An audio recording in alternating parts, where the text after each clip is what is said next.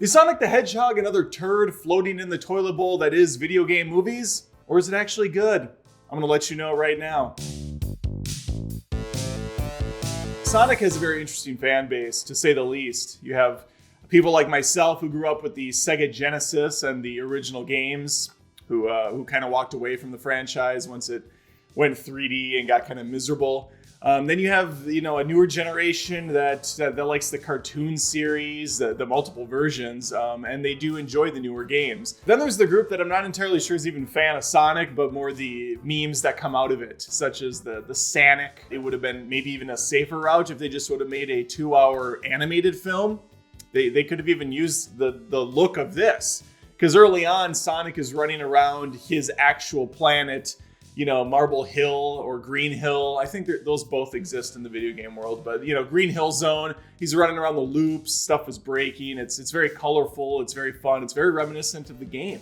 That only lasts maybe 4 minutes, if I'm being generous, and then he's swept into the real world that also contains Green Hill, the town.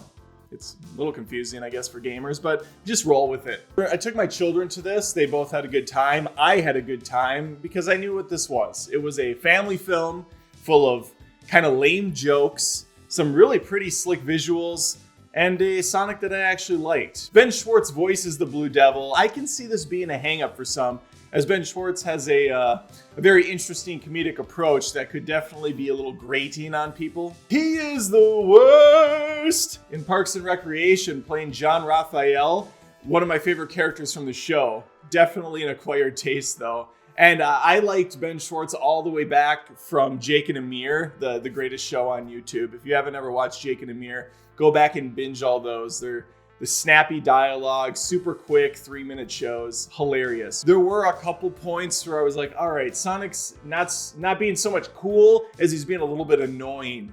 But thankfully, that's in small doses, and for the most part, I think Ben nails it as the character. I didn't take my kids to Sonic the Hedgehog because I care about either them or the film. No, I cared about Jim Carrey, and I wanted to see him back in the spotlight, and he's back, baby.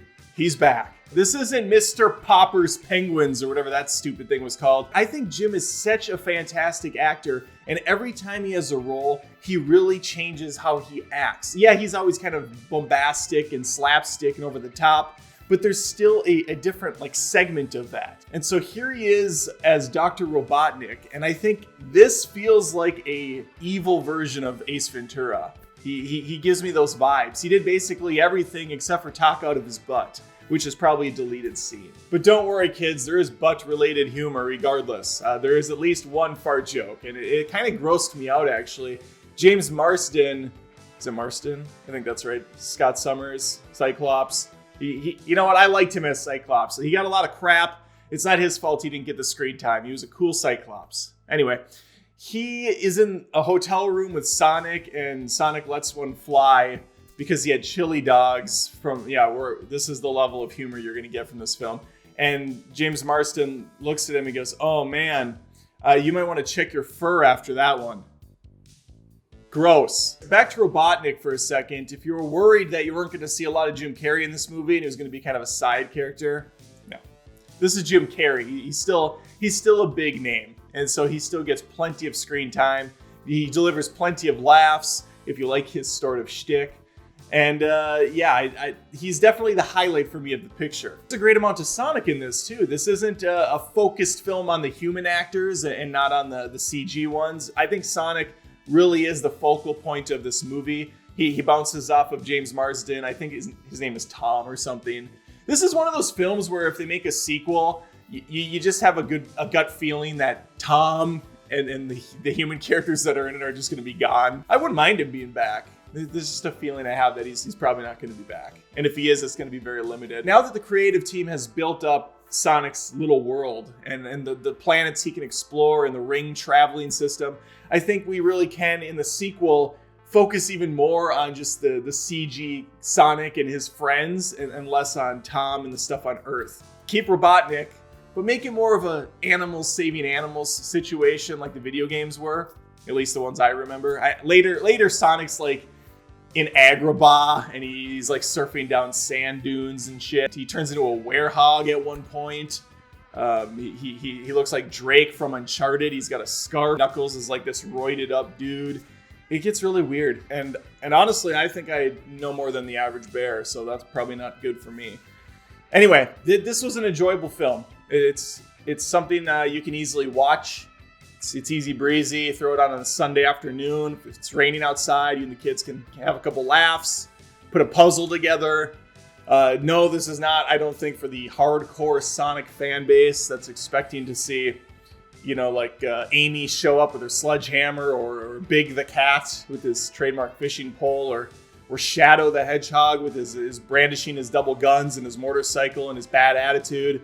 This is not the movie for you. This is a Sonic film. It's pretty much the only character that shows up. There might be a cameo or two. I don't want to give it away.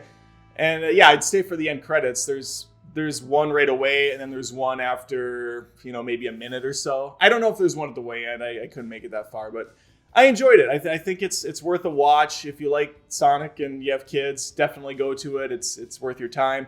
The effects, I have to say this. I'm sure every other review has said it too. They're really good. Sonic looks great. I know in the early trailers he looked like an abomination. He just looked like just the manifestation of hell come to life. They fixed it. I'm not convinced that they ever were going to go with that character. I feel like this was some sort of a stunt advertising campaign, because I can't for the life of me believe that someone thought that the initial version of it looked anything remotely pleasant. I think that this was to drum up controversy and then get people talking about the film. If so, props to the marketing department.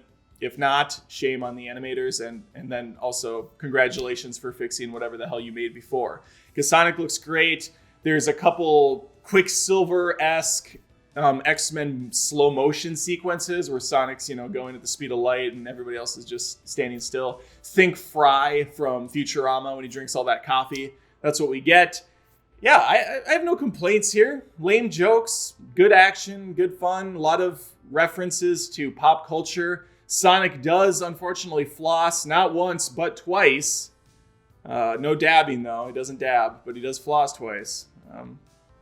Once was outdated. Twice was just ridiculous.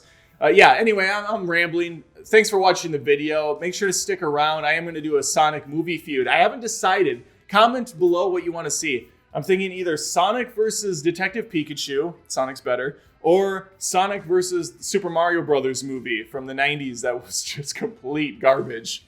That might be more fun, but I'm more interested to hear what you want to think. I'll put a poll on my community tab too, and let you guys vote there, and that's the one I'm really going to listen to anyways. But subscribe. Thanks for watching, and hopefully I'll see you next time.